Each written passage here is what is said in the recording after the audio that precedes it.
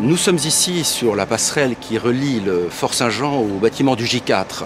Une passerelle, c'est un endroit où l'on se croise. Eh bien, le MUSEM va croiser les regards, les points de vue, le nôtre, celui de l'Europe, et celui des autres pays de la Méditerranée. Il va croiser les disciplines, anthropologie, histoire, histoire de l'art. Il va croiser les cultures, cultures populaires et cultures dites savantes. C'est donc une démarche originale et novatrice. Le MUSEM ne sera pas une citadelle, mais une cité culturelle, ouverte au débat, aux expositions, au cinéma. Ce sera un lieu de vie où tous les publics pourront se promener dans un jardin méditerranéen, venir boire un verre ou dîner avec des amis. Ce sera un acte majeur de la politique de décentralisation culturelle. Un grand musée national qui rayonne depuis Marseille, c'est un véritable atout pour le développement de cette métropole.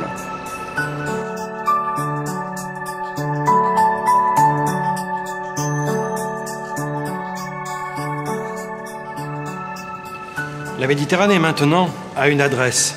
C'est le MUSEM à Marseille. Pas la Méditerranée de papa, la Méditerranée passéiste et nostalgique, la Méditerranée des décombres et des ruines. Non. Une Méditerranée en prise avec le temps du monde. Une Méditerranée pour un musée des civilisations du XXIe siècle. Des civilisations, et non pas la supposée supériorité d'une civilisation sur une autre. Ce qui suppose de décentrer notre regard. C'est tout le principe de l'exposition que je prépare, Le Noir et le Bleu, un rêve méditerranéen, qui traverse les imaginaires et les représentations de la Méditerranée du XVIIIe siècle jusqu'à aujourd'hui. C'est tout le sens aussi de la programmation hors exposition, à travers le temps de la parole, le temps des images, le temps des spectacles, car il se passera chaque jour quelque chose au MUSEM. L'objectif, c'est de bâtir un phare de la culture. Il me semble que nous sommes aujourd'hui dans un moment charnière dans les relations entre l'Europe et la Méditerranée, car tout peut basculer dans la crise. À un moment où nous pouvons être enfermés dans de véritables murs de la peur. Bâtir un grand musée de culture et de civilisation du XXIe siècle, c'est envoyer, comme le disait René Char, une belle salve d'avenir.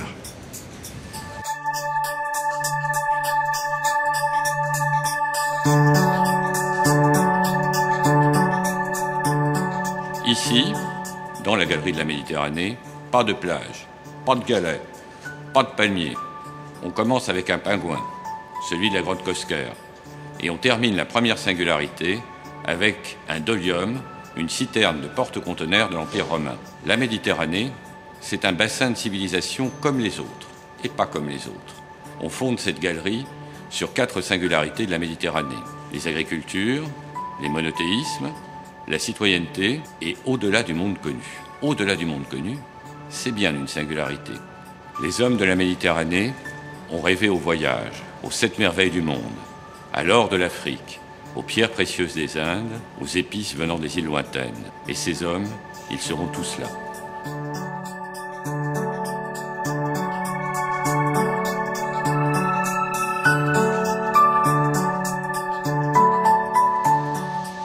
La cuisine fait partie intégrante de la culture et j'ai voulu m'associer au MUSEM pour proposer un voyage culinaire autour de la Méditerranée. Dans cette nouvelle aventure, l'idée n'est pas seulement de cuisiner, mais aussi d'éveiller la curiosité, de susciter l'engouement, de favoriser des échanges, de converser autour d'un thème populaire, la cuisine. Je souhaite aller à la rencontre des chefs, des producteurs, d'amateurs passionnés de beaux produits, en Espagne, Italie, Grèce, Turquie, Crète, Maroc, Liban, et j'en passe, pour vous faire découvrir toute la richesse, la subtilité d'une cuisine inventive et généreuse. Partager la Méditerranée, partager la cuisine méditerranéenne, c'est un geste simple, un moment convivial autour d'une grande table. C'est pour cela que je proposerai une cuisine accessible, à votre rythme, au gré de vos envies, une cuisine où le premier plaisir est d'être ensemble.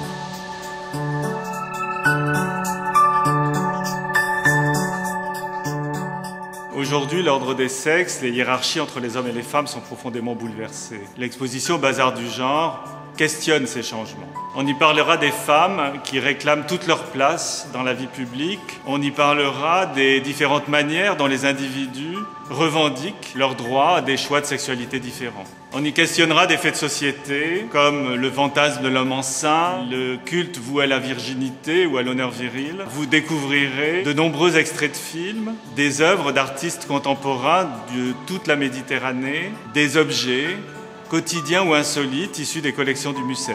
Un bazar bien achalandé où vous aurez sûrement plaisir à vous perdre et, j'espère, à vous retrouver.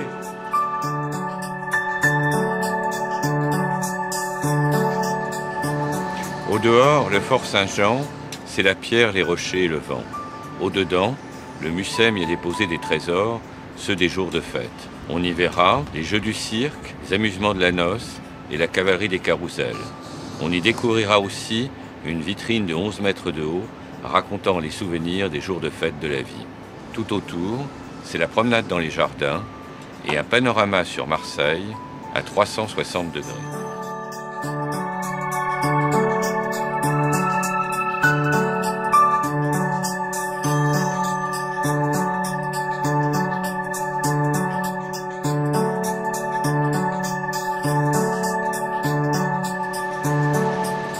Le centre de conservation du Mucem a pour vocation première d'accueillir les collections du musée, de les conserver, mais aussi d'accueillir un public de chercheurs et, chose innovante, vous pourrez les visiter. Le centre de conservation raconte l'histoire de l'épaisseur, l'histoire des hommes, l'épaisseur du temps.